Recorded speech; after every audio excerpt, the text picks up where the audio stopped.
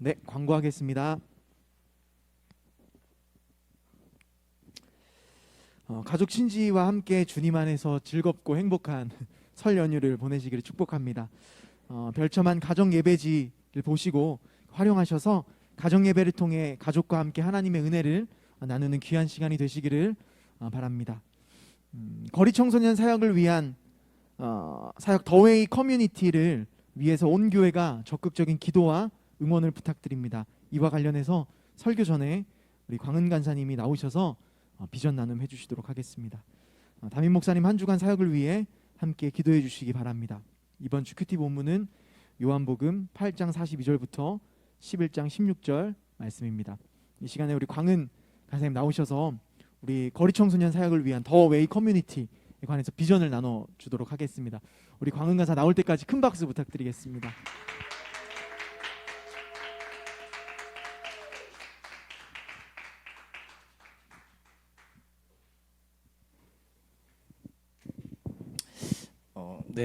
안녕하세요. 황광은 간사입니다. 이 시간을 통해서 사랑하는 교회 가족 여러분들과 저희 교회의 새로운 청소년 사역의 좀 비전을 나누고 또 기도와 도움을 요청드리고자 이렇게 나왔습니다. 저는 원래 원주 지역에서 대형 교회라고 할 수 있는 원주 중부 장로교회에 출석했습니다. 성도가 꽤 많고 코로나19 시대인데도 불구하고 중등부는 30명, 고등부도 30명 정도가 평균 출석 인원인 청소년도 꽤 많은 그런 교회였습니다. 18살 때부터 교회 고등부와 부회장과 찬양팀 리더를 맡으면서 열심히 봉사를 했고 또 20세가 되어서 신학대학교에 입학한 뒤로는 더욱 적극적으로 청소년부의 예배 문화를 만들어가기 위해서 힘썼습니다. 그런데 그 과정 가운데 많은 것을 느꼈습니다. 교회 오래 다닌 청소년 아이들도 신앙의 가장 기본인 복음을 잘 모른다는 것과 그리고 큰 교회일수록 청소년 개개인의 신앙 생활을 깊이 돌보고 양육하기가 매우 힘들다는 것입니다. 청소년들이 그렇게나 많은데도 그들이 그저 방치되고 임원을 하거나 열심히 하는 친구들만 참여할 수밖에 없는 그런 문화 속에서 교회의 역할은 무엇일까 고민을 하기도 하고 원망도 했던 것 같습니다. 교회는 이미 구원받은 성도들을 잘 양육해야 하는 역할도 있지만 예수님을 모르는 사람에게 전도해야 하는 역할도 분명히 있습니다. 그래서 많은 교회가 전도지를 돌리는 등 다양한 방법으로 전도를 합니다. 그러나 한편 아이러니한 것은 막상 문신을 한 사람이나 동성애자가 교회에 오면 기존 교인들은 눈살을 찌푸리고 교회에서 받아주지 않는 것이 현실입니다. 모든 교회가 다 그렇다고 단정 지을 수는 없지만 어느 순간부터 자기 울타리 안에 갇혀서 자기들만 복음을 누리는 그들만의 리그가 되어버린 현실은 부정할 수 없을 것입니다.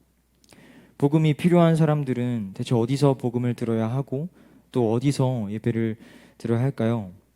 심지어 교회 울타리 속에 있는 사람 중에서도 복음을 누리지 못하고 방치되어 있는 사람들도 많습니다.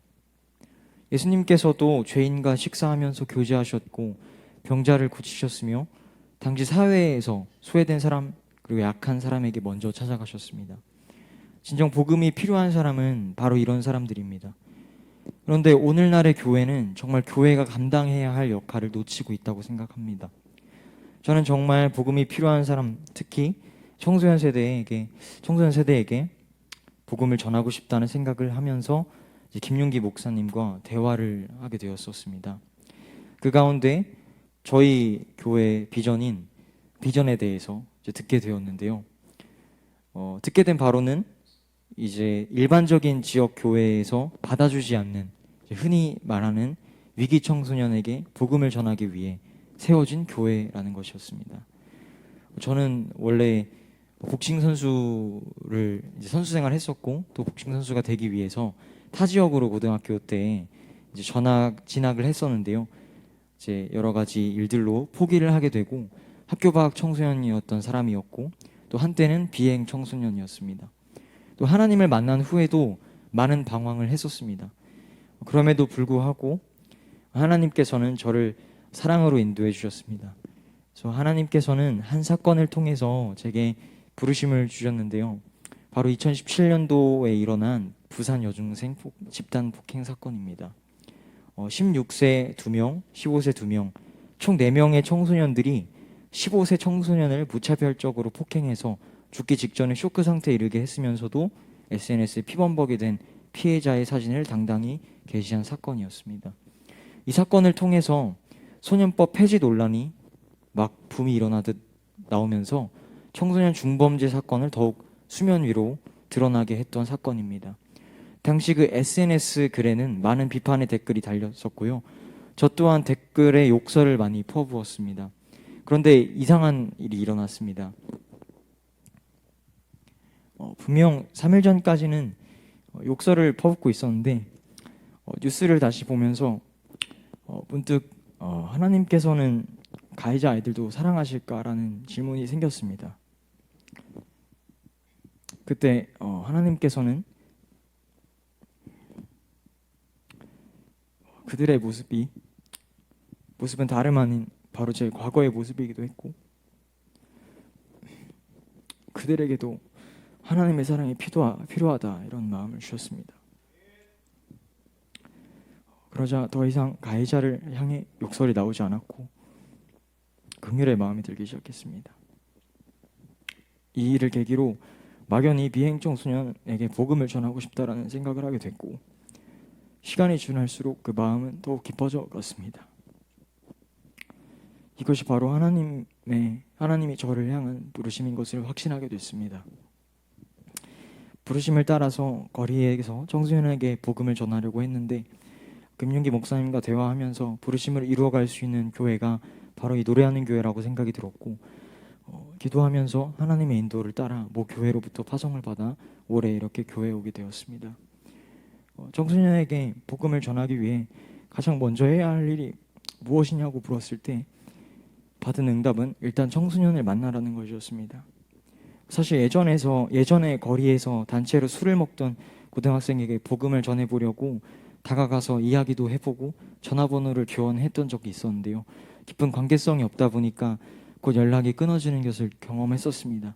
그래서 어느 정도 관계성이 있는 청소년들을 만나는 것으로 전략을 바꾸었고 저는 학교를 그만두고 검정고시를 준비하던 19세 때 복싱 체육관에서 코치를 일하며 당시 중학교 2학년, 3학년의 비행 청소년들을 가르쳤던 경험이 있습니다.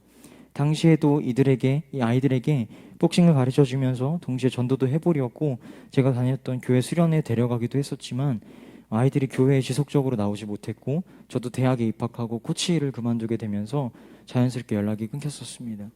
그때 친구들이 계속 생각이 나면서 연락을 하게 됐고 결국에 만나기 시작했습니다.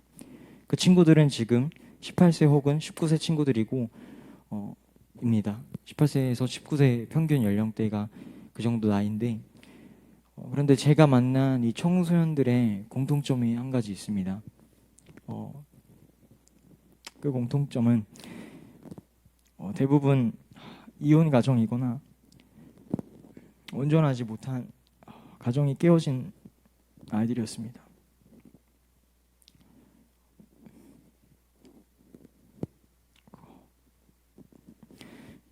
그런 환경 가운데서도 아이들은 진정한 사랑을 찾아 헤매고 있었습니다.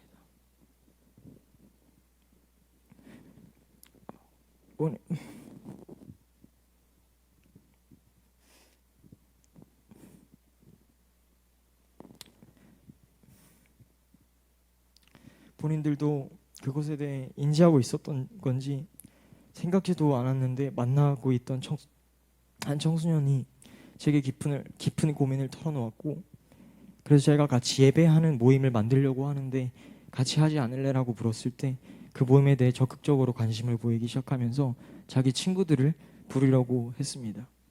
그런데 모임에 부르고 싶다는 친구들의 이름만 말하고 아직 연락을 하지도 않은 상태였는데 그 친구들로부터 하나둘씩 먼저 연락이 오기 시작했고 바로 저와의 만남이 이루어졌습니다.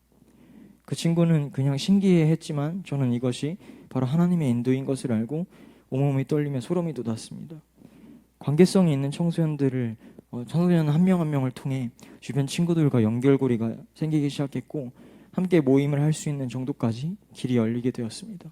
그래서 이런 과정을 통해 어제 첫 모임을 하게 됐고 더욱 많은 청소년들과 연결이 되고 있습니다. 저와 담임 목사님과 또 최창호 전사님과 함께 모여서 모임의 이름을 더 웨이 커뮤니티라고 정해 보았는데요. 길을 찾아 길을 위해서 방황하는 청소년에게 진정한 길 되시는 예수 그리스도를 전하는 공동체라는 뜻입니다. 분명 이것은 노래하는 교회의 비전이고 복음이 꼭 필요한 지역의 청소년의 모임이 될 것입니다. 그러나 복음을 모르는 영혼이 하나님 앞으로 나오는 일에는 많은 영적 전쟁이 있을 것이라고 생각이 됩니다. 사실 어제 모임을 하는 데까지도 정말 많은 공격이 있었고 그동안 아이들을 만나면서도 개인적으로도 공격이 되게 많았고 그래서 정말 많은 기도와 정말 많은 도움이 필요합니다. 그래서 이 비전을 이루어가기 위해서 한 마음과 뜻을 합해 주셨으면 좋겠습니다. 정말 많은 중보와 기도와 실제적인 헌신이 필요합니다. 간절히 도움 요청을 부탁드립니다. 지금까지 들어주셔서 감사합니다.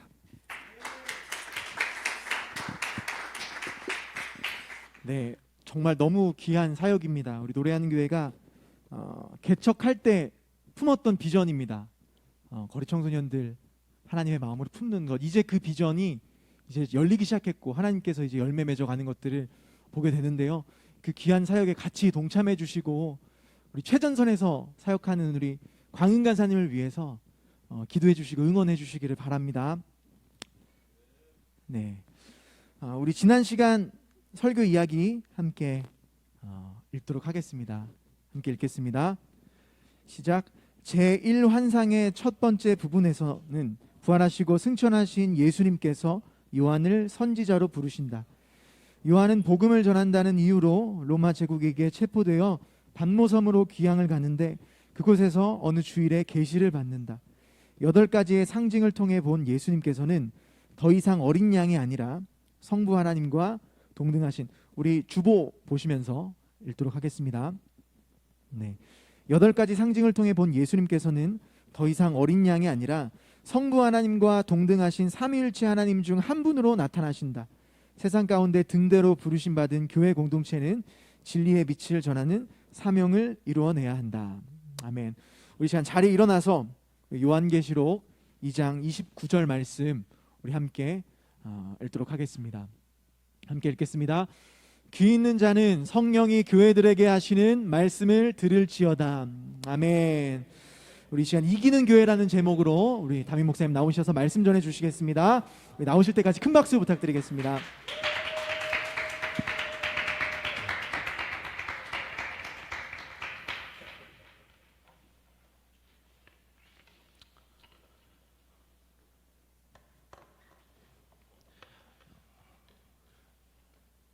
교회를 개척한 지 이제 올해로 11년 조금 넘어갔고 수많은 사람들이 이제 이 교회를 거쳐갔는데 10년이 지나서 이렇게 교회 비전에 다른 귀한 모임이 시작될 수 있어서 너무나 감사하고 놀랍습니다.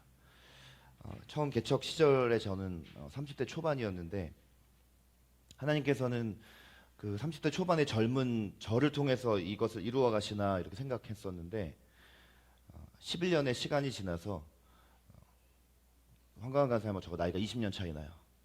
네, 20년이나 나이 차가 나는 이 새로운 세대를 통해서 하나님께서 이 비전을 이루어 가시는 것이 굉장히 놀랍습니다. 하나님의 부르심은 하나님의 때에 하나님께서 이루어 가십니다. 모든 교회가 기도와 헌신을 통해 함께 하시기를 축복하고요. 이제 오늘부터 4일 동안 설 연휴가 시작이 되는데 코로나로 인해서 우리가 잦은 이동과 만남이 어렵지만 주보에 별첨해드린 가정예배지 보시고 가족이 한자리에 모여서 하나님을 예배하며 각자에게 주신 은혜를 나누는 시간을 꼭 가지시기를 바랍니다. 네, 오늘 우리 정회담 청년 동생 정예나 자매, 네, 캄보디아에서 2년 동안 우리 잘 건강하게, 네, 한 번도 코로나도 확진도 안 됐던 것 같아요. 건강하게 잘 마치고 우리 예배 방문해 줬습니다. 네, 축복합니다. 환영합니다.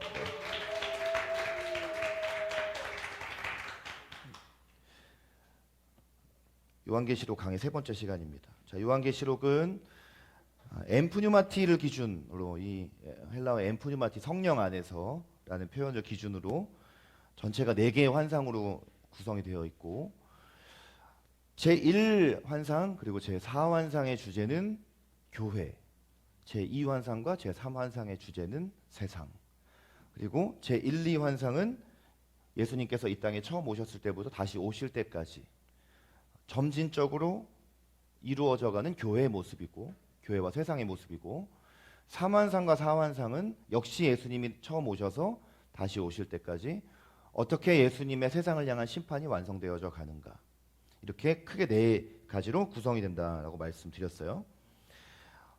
소아시아의 이 7개 교회 제1환상에 나오는 이제 오늘부터 이제 우리가 보게 될 소아시아에 있는 그 7개 교회는 실제로 있었던 교회지만 또 역사상 존재하는 모든 다양한 교회의 모습이다 말씀드렸고요. 근데 이제 이 교회가 이제 제 4환상으로 가면 새하늘 새 땅 새 예루살렘 공동체로 완성이 됩니다.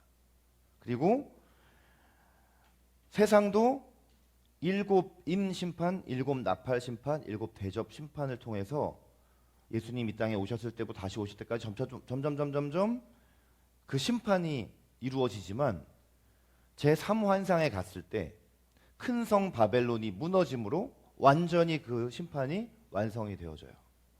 네, 이것이 요한계시록의 큰 그림이다. 자, 이제 제1환상의 첫 번째 부분, 우리가 지난 시간에 부활 승천하신 예수님께서 요한을 선지자로 부르는 장면을 우리가 봤죠. 예수님께서 더 이상 이 땅에 오셔서 어린 양의 모습으로 죽임당할 때의 그 약한 모습이 아니라 영광과 위엄의 광채로 옷을 입은 어마어마한 심판의 주님으로 요한에게 나타나십니다. 그리고 그 요한을 복음 전하다가 반모섬으로 유배되어 있던 그 요한을 부르셔서 만나주시고 이제 앞으로 일어날 일들에 대해서 요한에게 4개의 환상으로 성령 안에서 보여주시기 시작하세요. 자, 이제 오늘 두 번째 부분으로 들어가게 되는데 이 두 번째 부분은 예수님께서 7교회에 보내는 메시지에 대한 부분입니다. 이제 이 부분에 대해서 다음 주일부터 더 구체적으로 살펴볼 것이고, 오늘은 이제 이 소아시아 7교회에 주시는 메시지로 진입을 하기 전에 역시 또 이 7개의 메시지를 우리가 잘 이해하려면 좋은 기반을 마련을 이제 해야 이것에 대해서 우리가 좀 더 깊이 이해할 수가 있어요. 자, 7교회에 보내는 이 메시지는 요한계시록 2장과 3장 전체에 걸쳐서 구성이 되어 있고 순서는 이렇습니다. 에베소 교회, 그리고 서머나 교회, 버가모 교회, 두아디라 교회, 사뎃 교회, 빌라델비아 교회, 라우디게아 교회, 이 순서로 되어져 있어요. 자, 이제 메시지를 파악하기 위해서 우리가 6가지의 중요 사항을 오늘 염두에 두고 다음 시간부터 에베소 교회부터 한번 살펴보겠습니다.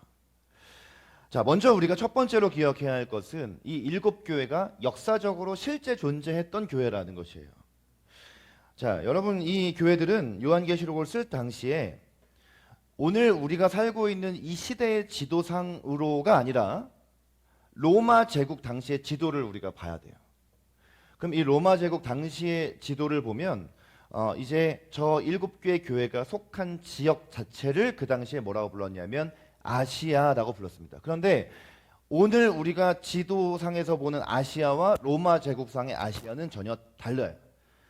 지금 이제 로마 제국 당시의 그 아시아라는 지역은 로마 제국의 통치를 받는 그러니까 말하자면 속주인 거예요. 속주. 아시아주는 로마의 이 구속함을 받는 식민 통치를 받는 속주들인 거예요. 근데 지금 오늘날 아시아 대륙은 굉장히 넓잖아요.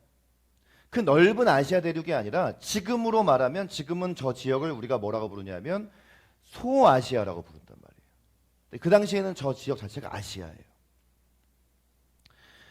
이 일곱 교회가 있던 그 도시들, 지금 저 지도상에 빨간 점으로 표시되어진 저 일곱 교회가 있던 도시들은 당시에 이 아시아주에서 로마의 큰 도로상에 위치해 있던 아주 굉장히 중요한 도시인데, 그러니까 교통의 아주 요지이고 정치적으로나 경제적으로나 문화적으로나 다 중심 도시들이에요.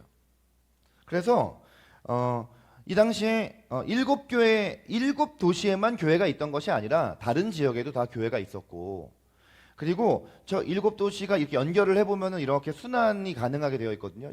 선으로 이렇게 이어보면은. 예, 그런데 그 선 안에도 여러 교회들이 있었습니다. 그럼에도 불구하고 예수님께서 왜 하필 저 일곱 개 교회만을 선정을 하셨냐? 이게 우리가 궁금할 수 있는 점이죠. 다른 많은 교회들도 있었는데 왜 에베소 교회를 비롯한 일곱 교회가 선정이 되었냐? 왜 그랬냐 하면 이 일곱 도시에 아시아 주의 모든 도시의 모든 지역에 우편물을 보내는 우체국이 있었어요. 그리고 에베소에서 출발해서 에베소, 서머나, 버가모, 두아디라, 사데, 빌라델비아, 라우디가야까지 갔다가 다시 에베소로 오는 이 동그라미로 이렇게 이어질 수 있겠죠. 지도를 보시면.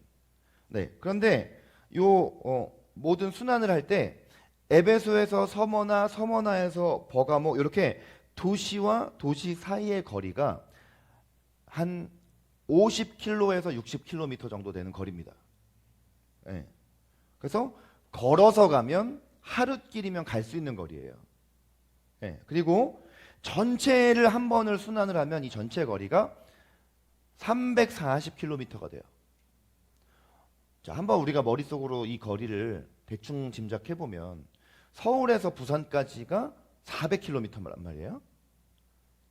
그러면은 서울에서 부산까지 직선 거리로 차로 가면 한 4시간 걸리겠죠. 차로 가면. 자, 그런데 이제 이 소아시아 일곱 교회를 한 번을 쭉 이렇게 만약에 요한이 혹은 바울이 이렇게 순회를 했다고 치면 한 열흘 정도 걸렸을 것이다. 한 열흘 정도가 걸렸을 것이다. 우리가 이렇게 대충 짐작이 되어지는 것이죠. 그러니까 이 일곱 교회에 보낸 것은 예수님께서 이 일곱 교회의 서신을 보내신 것에는 이런 당시의 배경적인 어떤 그 당시의 어떤 문화라든지 어떤 특성이라든지 이런 게 다 있었던 거예요. 굉장히 전략적으로 주님께서 보내신 것이죠. 자, 그런데 왜 우리가 2000년 전에 존재했던 소아시아의 일곱 교회의 메시지를 오늘 우리가 읽고 우리가 이 말씀을 잘 우리에게 주시는 메시지로 받아들여야 되느냐 하는 데는 이제 두 번째 사항이 중요한데요. 이 일곱 교회가 모든 시대, 모든 지역의 모든 교회를 대표하기 때문입니다. 자, 라우디게아 교회를 예로 들면요. 자, 맨 마지막이 이제 라우디게아 교회죠. 자, 라우디게아 교회에 예수님께서 주신 메시지가 다른 교회에 주신 메시지랑 좀 다른 점을 알고 계세요? 맨날 제가 여담 청년한테만 물어볼 수도 없고 한번 여러분 생각해 보시죠. 자, 여러분이 혹시 요한계시록을 읽었다면 7개의 교회에 보낸 메시지 중에 라우디게아 교회에만 해당되는 중요 특징이 하나 있어요. 뭘까요? 성경을 읽으십시오. 지금 읽으라는 게 아니라 평상시에. 라우디게아 교회만 예수님께서 칭찬 없이 책망만 하셨다. 라우디게아 교회에 대해서만 주님께서는 책망을 하셨어요. 그런데 이 라우디게아 교회를 보면 좀 전에 우리가 지도를 봤잖아요. 저 라우디게아 교회 옆에도 라우디게아 교회만 있던 게 아니라 골로새 교회도 있었고 히에라폴리스 교회도 있었고 이렇게 여러 가지 교회들이 있었는데 그런 여러 교회가 있었는데 왜 7교회의 메시지를 보내셨나?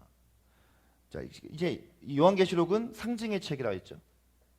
네, 상징은 상징 자체가 중요한 것이 아니라 상징이 의미하는 데 중요한 가치가 있다고.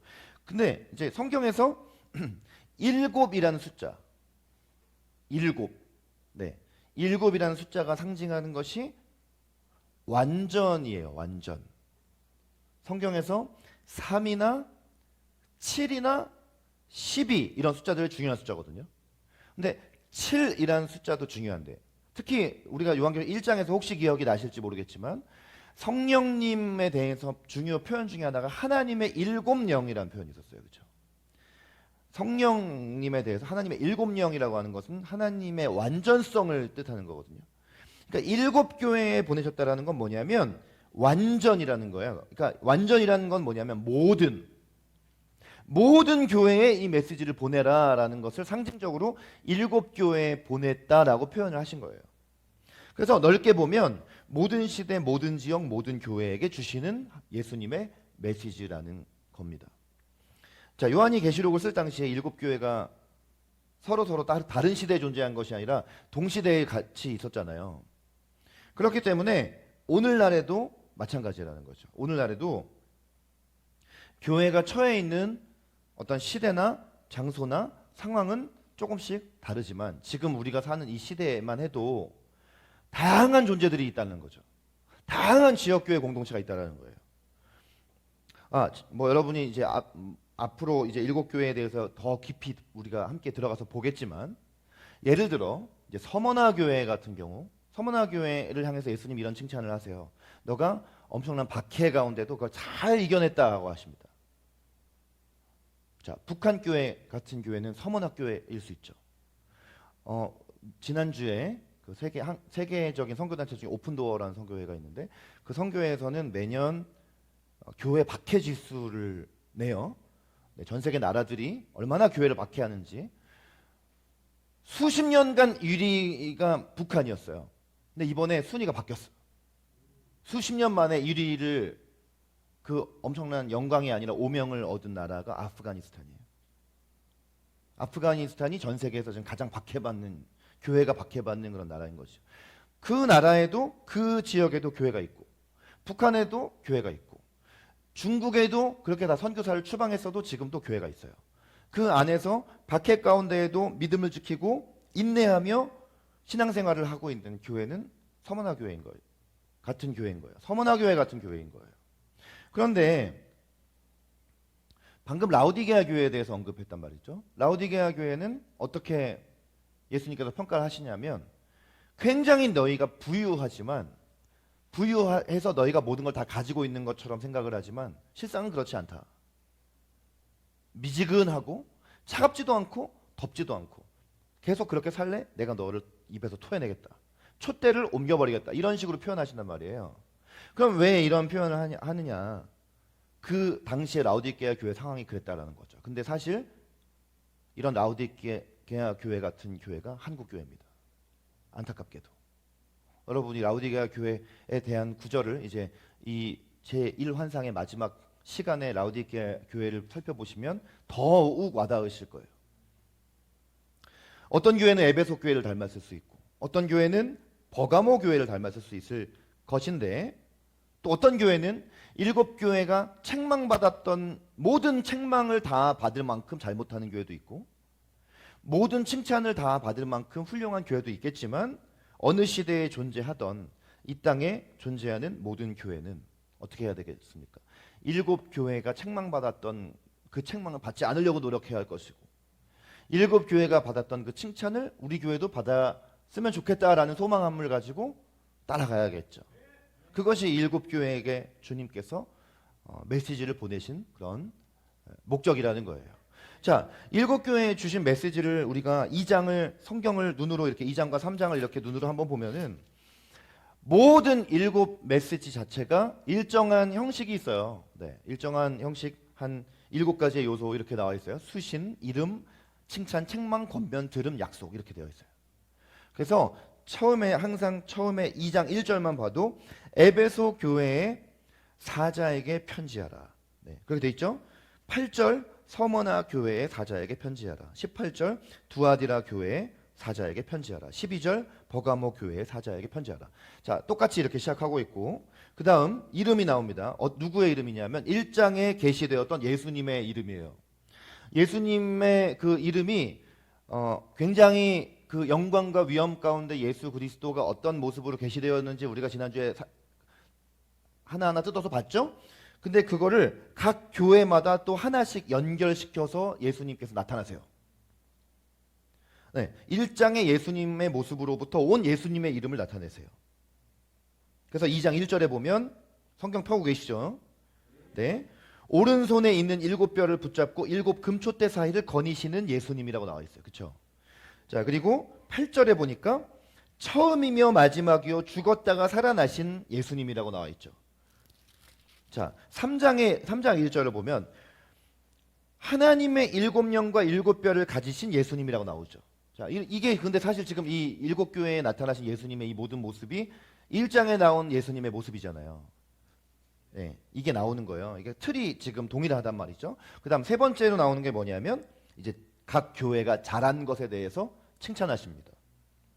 자, 2장 2절을 보면 내가 내 행위와 수고와 내 인내를 알고 악한 자들을 용납하지 아니한 것과 자칭 사도라 하되 아닌 자들을 시험하여 그의 거짓된 것을 내가 드러낸 것과 또 내가 참고 내 이름을 위하여 견디고 게으르지 아니한 것을 아노라. 이 말은 뭐예요? 칭찬하신 거예요.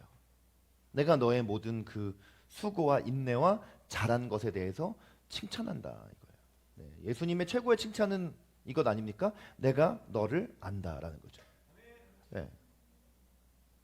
자, 그런데 바로 이어서 4절에 보니까 이제 그 다음에 네 번째로 나오는 거는 잘못한 것을 책망을 하세요. 자, 뭐 이미 말씀을 드렸겠지만 어떤 교회는 칭찬만 받고 어떤 교회는 책망만 받고 어떤 교회는 칭찬과 책망을 다 받죠. 네, 그래서 이 지금 메시지 형식 중에 어떤 교회는 책망이 없고요, 어떤 교회는 칭찬이 없어요. 네, 자, 그 다음 그 책망에 이어지는 게 뭐냐면 권면이에요. 자, 심판에 대한 경고와 회개에 대한 권면이 나옵니다. 5절을 보십시오. 2장 5절. 어디서 떨어졌는지. 지금 이 에베소 교회를 책망한 사항은 처음 사랑을 버렸다라는 거였어요. 네. 근데 5절에 이제 이 책망에 대해서 심판하실 것에 대해서 경고하시면서 어떻게 살아야 될지를 권면하세요. 어디서 떨어졌는지를 생각하고 회개하여 처음 행위를 가지라 하셨죠. 권면이죠. 자, 그다음 만일 그리하지 아니하고 회개치 않으면 내가 가서 촛대를 그 자리에서 옮길 것이다. 이거는 이제 경고하시는 거죠. 자, 그리고 이제 여섯 번째로 이제 들음. 자, 귀 있는 자는 성령이 교회들에게 하시는 말씀을 들을지어다. 오늘 말씀 본문으로 이걸 택했는데, 귀 있는 자는 성령 하나님께서 교회에게 하시는 이 메시지를 들을지어다라고 부르시는 음성을 주셔요. 7절에 나와 있죠. 그리고 맨 마지막으로 이제 어떤 것 약속이 나옵니다. 이기는 자에게 주시는 종말론적인 약속. 끝까지 너가 믿음을 지키고 내 앞에 충성하면 이기는 자가 되게 할 것이다. 이기는 그에게는 내가 어떤 것을 주겠다. 어떤 것으로 내가 상을 주겠다. 이렇게 마지막 약속을 하세요. 자, 이것이 7교회에 보내는 메시지 7개 메시지가 다 똑같이 지금 이 형식으로 되어져 있어요. 제가 이것을 7번의 설교 동안 계속 되풀이하지 않아도 되겠죠, 여러분. 자, 수신, 이름, 칭찬, 책망, 권면, 들음, 약속인 것입니다. 수신, 이름, 칭찬, 책망, 그 다음에 권면, 들음, 약속. 이렇게 구성이 되어 있다는 것을 우리가 알고 다음 시간부터 설교를 들으면 좋겠습니다. 자, 네 번째, 이제 예수님의 모습이에요. 자, 모든 메시지마다 다 예수님의 모습이 게시가 되어 있죠. 1절 모든 그 첫 번째 절마다. 자, 서머나 교회를 보십시오. 8절 처음이며 마지막이요 죽었다가 살아나신 이라고 되어 있어요. 18절에 두아디라 교회에 나타나신 예수님은 눈이 불꽃 같고 발이 빛난 주석과 같다 그랬죠. 눈이 불꽃 같다라는 게 뭔지 말씀드렸는데 모든 것을 아시는 예수님, 전지성을 가진 예수님. 네, 발이 주석 같다. 그냥 주석이 아니라 풀무불에 단련한 주석 같다 그랬죠. 발은 전쟁에서 승리한 왕이 가서 적의 목을 밟는 것으로 승리의 증표를 삼는다 했죠. 지금 그런 예수님으로 두아디라 교회에 나타나신 것입니다. 버가모 교회는 좌우에 날선검을 가진 분으로 나타나시고 빌라델비아 교회에는 다윗의 열쇠를 가진 분이라고 말씀하세요. 다윗의 열쇠를 가졌다라는 거. 음부에 들어가게 하실 수도 있고 들어가지 않게 하실 수도 있는 분. 죽이실 수도 있고 살리실 수도 있는 분.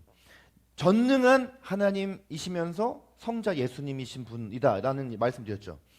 그러니까 이게 각 교회에 나타나시는 예수님의 모습이 서로 다른 것이에요. 왜 이게 다를까? 왜 각 교회마다 저 예수님의 다양한 모습 중에 각자 교회마다 다르게 예수님이 나타나셨을까? 그것은 그 교회 상황 때문이에요. 그 교회가 처해 있는 어떤 장점 혹은 어떤 책망받을 부분, 이것과 관련해서 해결책은 예수님이다라는 것을 계시해 주신 거예요. 하나님께서는, 예수님께서는 각 교회의 모든 장점을 아시고 모든 단점을 아세요. 그리고 그 각 교회의 장점에 대해서 그 장점을 더 강화해 주실 분이 예수님이시고요. 그 교회의 단점을, 약점을 채워주시고 보완해 주시고 역사하셔서 그 교회를 바꾸어 가실 분도 예수님이십니다. 그래서 예수님께서는 우리 교회의 공동체가 혹은 내 개인도 주님의 교회죠. 나의 어떤 약점이 있을 때 우리가 예수님을 의지하고 예수님께 답을 구하면 언제나 그 예수님께서 우리에게 해답이 되어 주세요.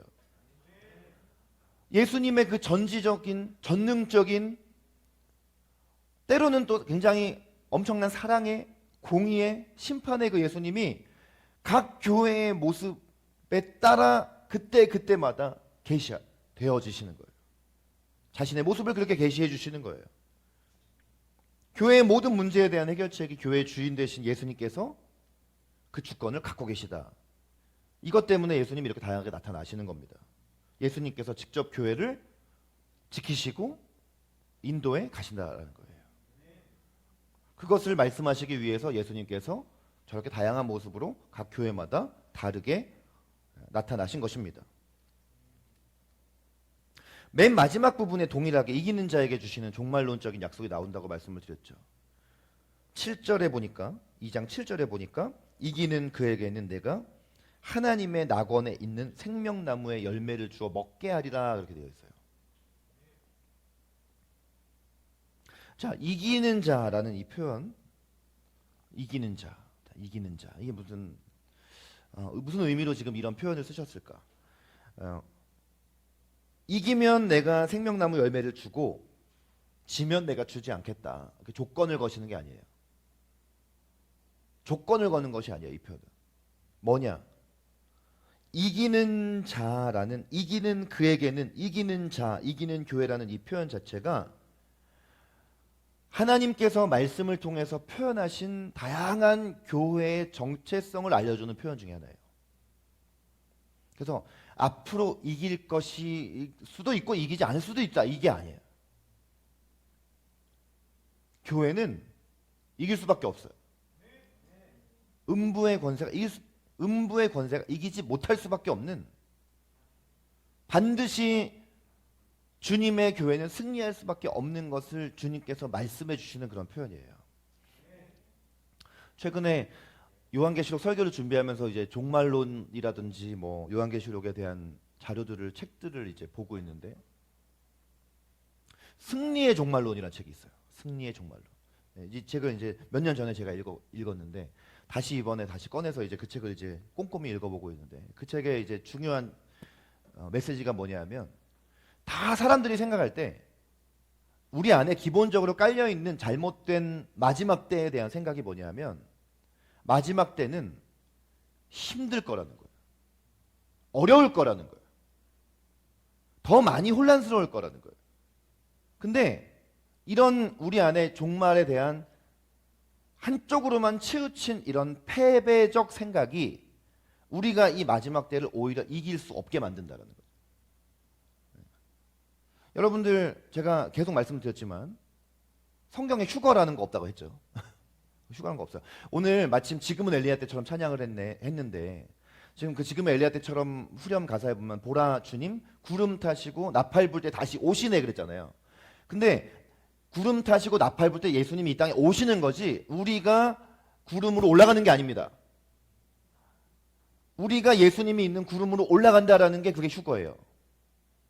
근데 예수님은 구름 타시고 우리가 있는 곳으로 그분이 오셔서 이 땅을 완성해 주시는 거지, 우리가 그 구름 사이로 올라간 다음에 우리는 올림 받고 그 다음부터 7년 대환란이 오는 게 아니란 말이에요. 이거는 성경이 이제 완성이 된 후에 지난 2000년 중에 한 150년밖에 안 된 그런 견해예요. 7년 대환란 전에 휴거가 일어난다는 게.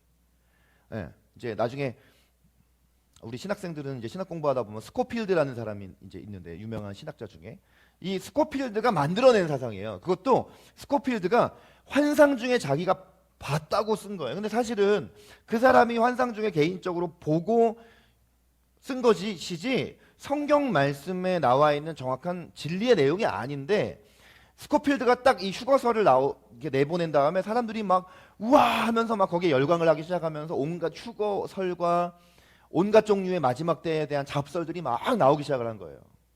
대표적인 게 그러니까 휴거예요. 1992년 10월 28일 날 다 휴거된다고 했던 것도 스코필드의 영향인 거예요. 근데 그 역사는 단 150년밖에 안 됐단 말이죠.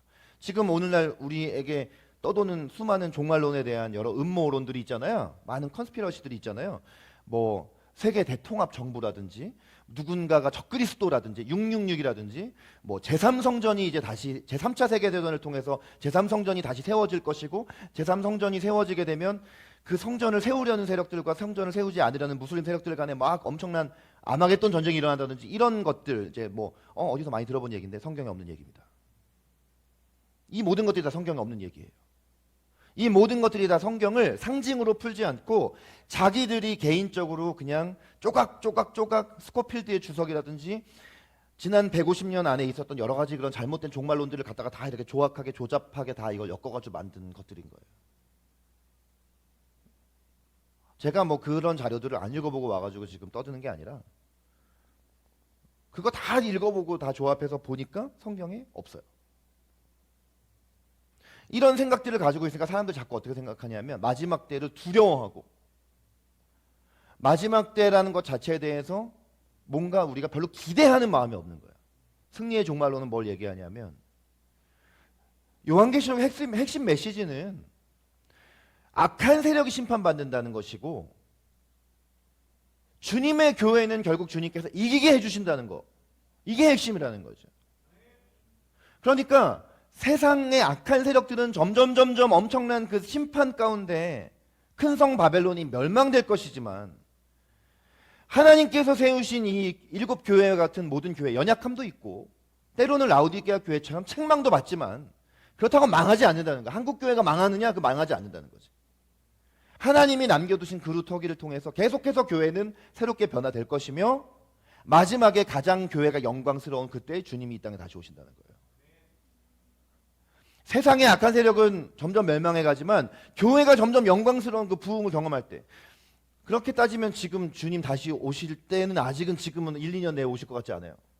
분명히 주님은 다시 부흥을 주실 것이고 교회가 예수님의 신부로서 주님 맞을 준비가 가장 잘 되었을 때 전 세계 교회가 가장 영광스러운 부흥을 경험하게 되었을 때 주님은 그때 다시 오실 것이라는 거죠. 교회가 어떨 때는 주님께서 교회를 향해서 주님은 성도라고 말씀하시기도 하고 제자라고 말씀하시기도 하고 신부라고 말씀하시기도 하지만 요한계시록은 교회 정체성을 분명히 뭐라고 말하느냐? 세상을 이기는 자다. 예수님께서 세상을 이기셨기 때문에 예수님과 연합된 자는 이긴 자이고 이길 수밖에 없는 자라는 것입니다. 그리고 이기는 자에게 주시는 그 약속들이 이제 요한계시록 21장과 22장에 나와요. 거기가 이제 제 사환상 부분이죠. 새하늘과 새 땅에서의 놀라운 영생과 구원 그리고 그곳에서 주실 약속들을 7교회에게 또 다양하게 나타내세요. 그것이 이 7 메시지의 마지막 부분 공통적인 특징이에요. 자, 우리가 마지막으로 이제 봐야 할 것은 7교회가 각각의 장점과 단점이 다 있다라는 것입니다. 서머나 교회와 빌라델비아 교회는 칭찬만 받아요. 그리고 라우디게아 교회는 책망만 받습니다. 그리고 에베소, 버가모, 두아디라, 사대 교회는 칭찬도 받고 책망도 받죠. 자, 7개의 교회 중에 회개하라라는 이 책망의 메시지를 받은 교회가 5개나 됩니다. 경고하시고 권면하세요. 자, 뭘 얘기해 주는 거죠? 이 땅에 완전한 교회는 없다라는 거예요. 한때는 또 칭찬받았지만 한때는 또 책망받을 수도 있고, 계속 책망만 받았지만 어느 순간에는 칭찬하실 수도 있고, 수많은 그런 책망의 요소들이 있는데 또 주님이 그 책망 가운데에도 한 가지의 칭찬을 하실 수도 있다라는 거죠. 자, 그러나 중요한 게 뭐냐면 다 주님의 교회라는 것이다. 다 그들도 주님의 교회라는 거다. 우리가 어떤 교회에 대해서, 어떤 지역 교회에 대해서 막 판단하고 비방하고 저 교회 왜 저래, 뭐 또 그리고 한국 교회는 뭐 이 모양이야, 뭐 이렇게 얘기할 수 있지만 미국 교회는 왜 그래? 우리한테 복음을 전한 선교사가 우리나라에 복음까지 전해준 미국 교회가 오늘 왜 그 정도밖에 안 돼? 뭐 이렇게 얘기할 수 있고, 저 교회는 변질됐어, 저 교회는 뭐가 문제야 라고 얘기할 수 있지만, 그 비방한 우리의 그 비방이 언젠가는 우리의 모습이 될 수도 있는 거예요. 언젠가는 우리가 칭찬받고 있는 그 칭찬의 촛대가 저 교회로 옮겨갈 수도 있는 거예요. 우리가 분발하지 않으면, 우리가 예수님을 의지하지 않고 분발하지 않으면 그 칭찬의 촛대가 다른 교회로 옮겨갈 수 있는 거예요. 그렇기 때문에 항상 이 땅의 교회는 죄 지을 가능성도 같이 있는 거예요. 우리가 끊임없이 우리의 교회를 다시 개혁하고 다시 개혁하고 다시 개혁하지 않으면 우리 교회도 또 하나님 앞에 혼날 수 있는 거야. 아무리 지금 우리가 좋은 마음을 가지고 주님의 비전을 따라, 주님의 부르심을 따라서 뭐 마치 뭐 우리 교회만 진짜 옳은 교회인 양 막 뭐 우리 교회 오지 않으면 막 다른 교회는 다 잘못된 것 같고 막 이런 생각을 가질 그때라도 우리가 정신을 차려야 되는 게 뭐냐면, 그 마음은 너무나도 쉽게 또 얼마 되지 않아서 또 변할 수 있는 마음이다. 종교개혁의 기본 정신이 뭐예요? 개혁된 교회는 끊임없이 또 개혁되어야 한다라는 거잖아요. 그 교회는 계속해서 죄 지을 가능성이 있기 때문에, 우리 다 죄인이기 때문에, 우리가 구원받은 하나님의 자녀이고 의인으로 여김받은 자들이지만 또 죄 지을 가능성이 여전히 우리에게 남아있는 그런 사람들끼리 또 모여 있으니까, 또 우리가 모여서 주님의 일을 도모할 수도 있지만 또 이 모여가지고 주님의 일을 도모하는 게 아니라 죄를 지을 수도 있는 거예요.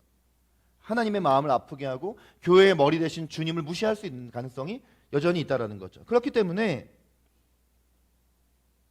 이렇게 7교회 중에 5교회나 책망받을 점이 있었고, 이 7교회의 모습이 다양하게 이 시대에도 존재하고 앞으로도 있을 것이라는 이 메시지가 우리에게 주는 교훈은, 늘 하나님께 책망받지 않도록 우리 스스로를 개혁해야 한다는 것을 주님은 이 교회를 향한 메시지를 통해 오늘 우리에게 말씀하고 계신다는 걸 우리가 깨달아 알아야 합니다.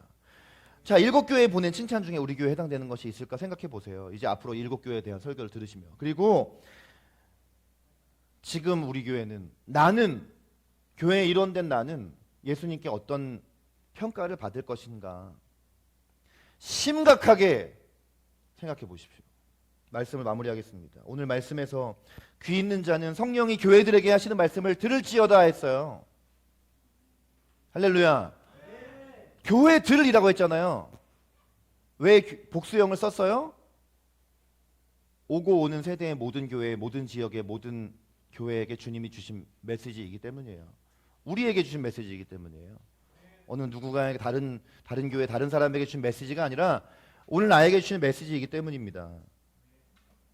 소아시아 7교회에 주신 메시지가 역사적으로 당시 7교회뿐만 아니라 모든 시대, 모든 지역, 모든 교회, 바로 우리 교회 공동체, 그리고 공동체에 지체된 바로 내게 주신 메시지라는 것 꼭 기억하십시오. 그리고 그 모든 교회의 문제 해결책이 누구세요? 예수 그리스도입니다. 하나님의 보좌 우편에 계신 영광과 위엄의 예수님께서 우리의 머리가 되실 때 모든 문제는 해결될 것입니다. 모든 교회의 연약함은 강함으로 바뀔 것이에요. 그리고 예수님께서 주인 되실 때 우리의 방향이 정말 올바른 방향인지 잘못된 방향인지 우리는 깨닫게 될 것입니다. 여러분, 이 아침에 우리 다 자리에서 일어나셔서 우리 두 손을 주님 앞에 들고, 하나님께서 교회로 창조하신 우리 개인과 우리 노래하는 교회 공동체 가운데 영광과 위엄 가운데 승리하신 예수 그리스도께서 왕으로 좌정하여 주시옵소서. 우리는 연약함도 있고 때로는 칭찬도 받기도 하지만 어쨌든 우리 교회의 머리가 되셔야 할 분은 예수님이십니다. 예수님이 우리의 모든 문제 해결책이십니다. 모든 문제의 답이십니다. 그 예수님이 우리 교회와 우리 각자의 삶 가운데 머리 되어주시고 왕 되어주시고 통치자 되어 주시옵소서. 우리 그렇게 함께 주님의 이름 한번 부르고 소리내어 기도하겠습니다. 주여 하나님 이 시간 기도합니다. 하나님 영광과 위엄 가운데 계시하신 그 예수 그리스도께서 오늘 우리 교회의 답이 되시고 해결책이 되신 것을 찬양합니다.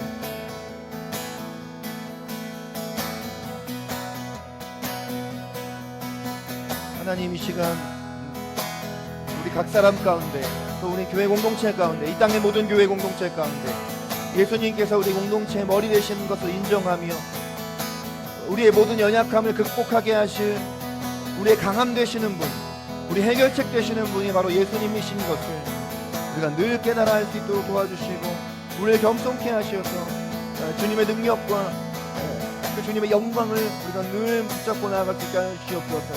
하나님 우리 가운데 칭찬받을 만한 모습은 무엇이고 책망받을 만한 모습은 무엇입니까? 하나님 우리가 말씀을 통하여 보게 하시고 이 말씀의 진리가 우리를 새롭게 하시기를 소망합니다.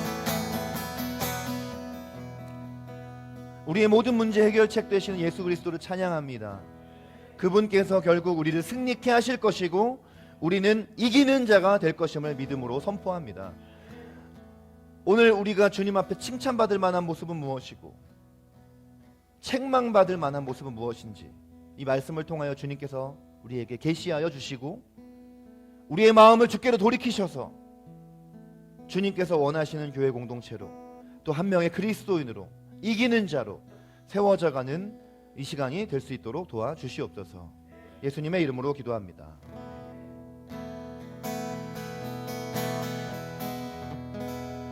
이 시간 주기도문 하심으로 모든 힘을 마치겠습니다. 하늘에 계신 우리 아버지, 아버지의 이름을 거룩하게 하시며 아버지의 나라가 오게 하시며 아버지의 뜻이 하늘에서와 같이 땅에서도 이루어지게 하소서. 오늘 우리에게 일용할 양식을 주시고 우리가 우리에게 잘못한 사람을 용서하여 준 것 같이 우리 죄를 용서하여 주시고 우리를 시험에 빠지지 않게 하시고 악에서 구하소서. 나라와 권능과 영광이 영원히 아버지의 것입니다. 아멘. 네, 모든 예배 마쳤습니다. 하나님께 영광의 박수를 드립시다. 할렐루야. 네.